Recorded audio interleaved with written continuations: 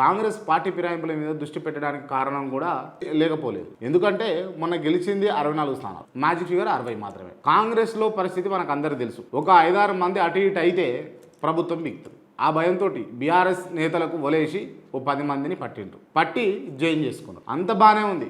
కానీ బీఆర్ఎస్ వాళ్ళు సుప్రీంకోర్టు దాకా వెళ్ళేసరికి కథ మొత్తం అడ్డం తిరిగింది. ఆ కథ ఇప్పుడు స్వయంగా స్పీకరే విచారణ జరిపి ఆ 10 మంది లెక్క తేల్చమని పైనుండి ఆర్డర్స్.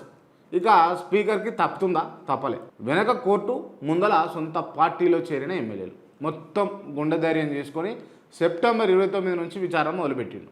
మొత్తానికి కాళ యాదయ్య, మహిపాల్ రెడ్డి, ప్రకాష్ గౌడ్, కృష్ణమోహన్ రెడ్డిలా విచారణ అయితే పూర్తి చేసింది. ఈ నలుగురి విచారణలు ముగిసినప్పటికీ మొత్తం 10 మంది బీఆర్ఎస్ ఎమ్మెల్యేలపై పిటిషన్లు కూడా ఉన్నాయి.